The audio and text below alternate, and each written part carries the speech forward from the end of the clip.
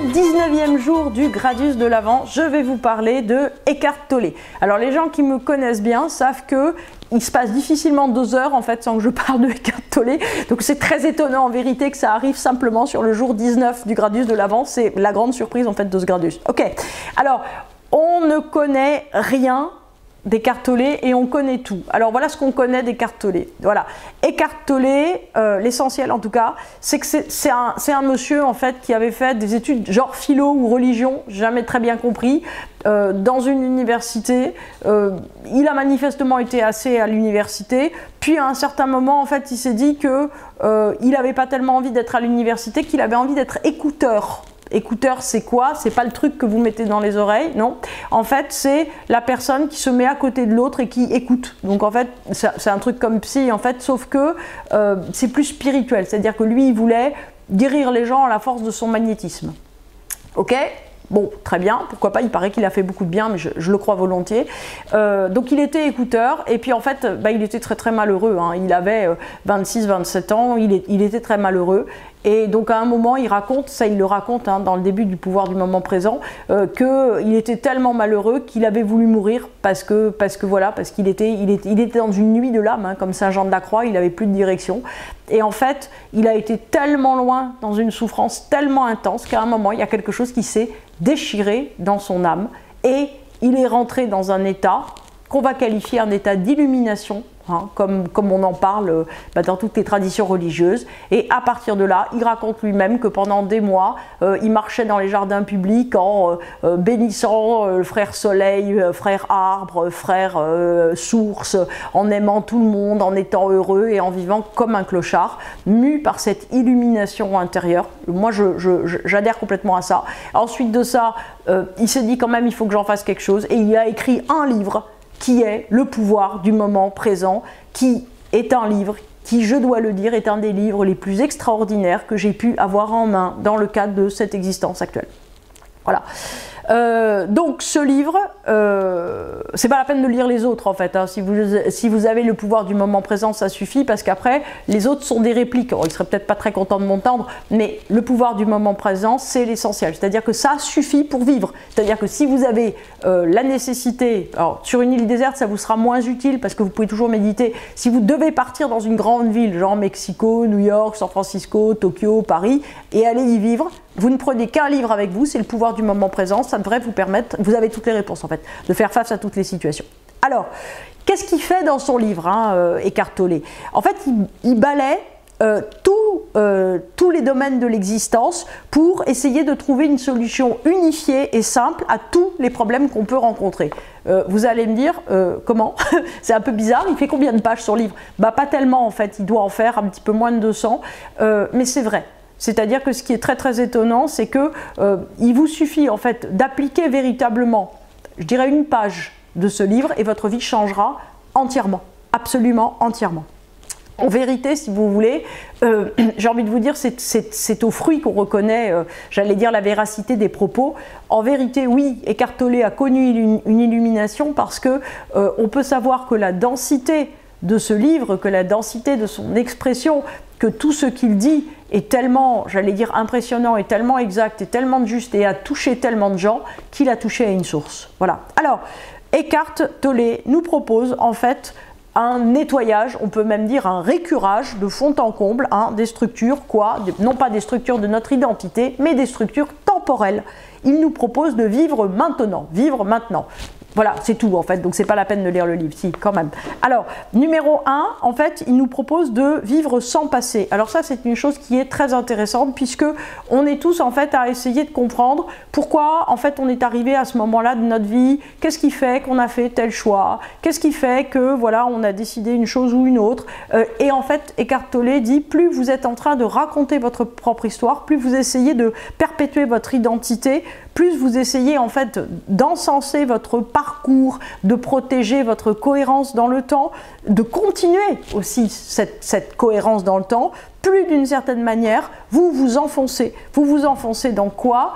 En fait, dans le fait de vous éloigner de ce que vous pouvez faire maintenant. C'est-à-dire que l'idée, c'est d'arriver à se recentrer complètement sur qui on est, comme pour une première fois, comme si tout était une première fois. C'est-à-dire qu'il faut arrêter de vouloir avoir une identité, il faut arrêter de vouloir comprendre ce qu'on a fait avant, il faut arrêter d'essayer de donner un historique aux choses, il faut se contenter tout simplement d'être, de vivre, de s'affirmer, tout simplement. C'est-à-dire qu'on est vraiment dans quelque chose où d'une certaine façon, notre histoire est la chose qui nous détruit, puisque d'une certaine façon, on est toujours en train d'essayer de faire une redite, d'essayer en fait d'assurer nos arrières dans le futur, et ça coince. Eckhart Tolle conseille également de vivre sans futur. Le futur, c'est quoi? En vérité, c'est une espèce de garantie sur le fait que le présent sympathique va se perdurer ou que le présent abominable va s'arrêter. En fait, il n'y a pas de garantie. Et c'est moi, astrologue, qui vous dis ça. C'est-à-dire que l'idée, tout simplement, c'est d'accepter que des choses surviennent, qu'elles surviennent de manière souvent différente dont on les attendait. Et même quand on vient voir une astrologue d'une certaine manière, moi, j'essaye en fait de vous préparer à ce qui va se produire à la fois à l'intérieur de vous et dans la trame des événements, sachant que de toute façon, d'une certaine manière, il n'arrivera pas l'histoire que vous êtes en train de vous raconter dans votre tête. Et ça, c'est une chose très importante, c'est-à-dire qu'on est vraiment, si vous voulez, dans le fait d'essayer de se rassurer sur le futur en essayant en fait de réécrire notre passé dans le futur. Et ça, Eckhart Tolle nous dit bien qu'il faut sortir de là. C'est-à-dire qu'on est de toute façon confronté complètement à quelque chose qui est constamment différent de ce qu'on avait pu imaginer. L'idée, si vous voulez, c'est d'être dans un recommencement. C'est dans le fait de se dire que la possibilité, on va dire, sauf cas véritablement grave, mais d'être heureux ou équilibré, elle est à portée de main, d'être en paix. En tout cas, pour être en paix, il ne faut plus se rattacher au passé et à l'avenir. Il n'y a rien à attendre et il n'y a rien avant qui justifie le fait que vous soyez tellement malheureux. Et s'il y a un gros chagrin, bah de toute façon, il faut quand même se recentrer dans le présent parce que c'est tout ce qu'on a. Et voilà, donc ça c'est ce qu'il dit des deux premières dimensions. De la troisième dimension, si vous voulez, c'est qu'il dit que même dans le présent, il ne faut pas avoir de mental, c'est-à-dire qu'il ne s'agit pas de vous raconter à vous-même votre présent. Vous savez, on fait tout ça, on est devant un film en disant « Ah bah là il a peur, là il y a quelqu'un qui rentre ». Moi j'ai une fille en fait qui ne comprend rien au film, donc elle passe son temps à me dire « Mais là il est rentré, oui oui il est rentré, mais là il a passé la porte, mais oui il a passé la porte ». Donc voilà, mais en fait dans notre vie on fait ça, c'est-à-dire que y a Marie-Rose qui passe la porte, on dit « Oh bah dis donc, elle avait l'air triste Marie-Rose, ah bah tu crois que c'est à cause de sa grand-mère, on va peut-être, ou peut-être qu'elle s'est disputée avec son mari, et en fait, on n'est plus là. Marie-Rose a passé la porte, c'est tout ce qu'il y a à voir. Peut-être que vous auriez dû lui sourire au lieu de supposer pourquoi elle était triste. De toute façon, si elle a quelque chose à vous dire, elle vous le dira.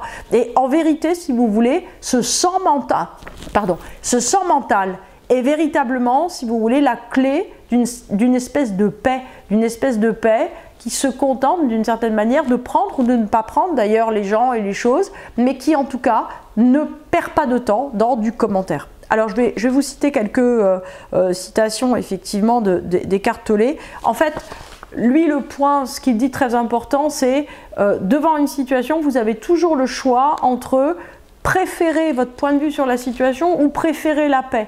Dans toutes les situations, il dit préférez la paix, parce que la paix vous rouvre le champ d'éventuelles possibilités. Voilà. Alors, quelques citations. La plus grande partie de la souffrance humaine est inutile. On se l'afflige soi-même aussi longtemps qu'à notre insu, on laisse le mental prendre le contrôle de notre vie. En fait, si vous voulez, très souvent, quand on est le soir ou le matin ou tout seul, on imagine ce qu'une souffrance présente ou bien quelque chose, on va dire, qui pourrait arriver, comment ça va nous impacter, comment ça va nous inquiéter, et cette chose souvent ne se produit pas. Et par contre, ce qui pourrait se produire de beaucoup plus positif est arrêté par le fait qu'on n'est pas en fait en phase, on n'est pas en adhérence avec le présent.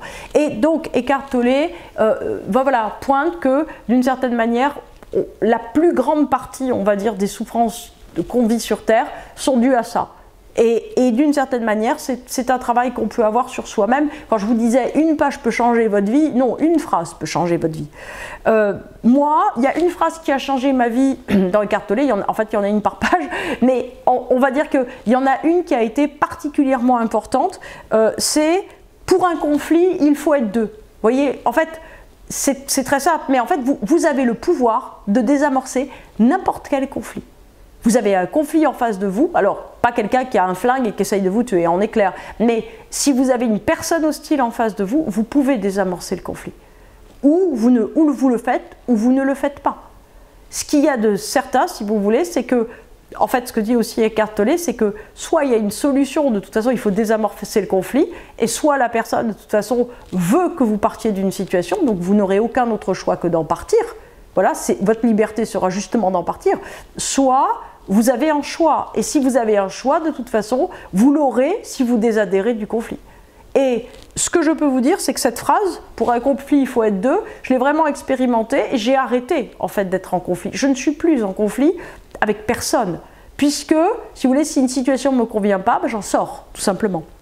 Alors une autre citation très jolie, la plupart des humains ne sont jamais pleinement présents dans le moment présent, parce qu'inconsciemment, ils croient que le moment suivant sera plus important que celui-ci. Mais alors, votre vie tout entière vous file dans les mains. Et ça, c'est une chose très importante, c'est-à-dire qu'on est tellement content qu'il est bientôt Noël, on est tellement content de savoir qu'on va revoir notre grand-mère, on est tellement content de quelque chose qui va se présenter que, en fait, on ne regarde pas qu'on est en train de faire un gâteau au chocolat et que c'est très délicieux. Et d'une certaine façon, il faut beaucoup plus travailler sur la structure verticale du temps, c'est-à-dire intensifier le moment présent, plutôt que cette horizontalité qui le fait fuir et le désamorce. Alors, le pouvoir du moment présent, c'est un livre que j'ai mis beaucoup de temps à ouvrir, hein. Il a été publié, je crois, dans les années 2000, tout au début des années 2000, et moi je ne l'ai ouvert qu'en 2010 pour une raison très simple, c'est qu'en fait il avait rencontré un succès commercial tellement important que je me suis dit ça peut pas être un bon livre, parce que si c'était un bon livre, en fait il serait pas acheté à des millions d'exemplaires. Et ben je me suis trompée, c'est-à-dire que non seulement c'est un bon livre, mais c'est le meilleur livre que j'ai jamais lu, et je suis très heureuse en fait de voir que Eckhart Tolle, en fait, il a vraiment, on va dire, bu à une source absolument incroyable, puisque ça a permis en fait à des millions de gens de se connecter à une réalité beaucoup plus essentielle.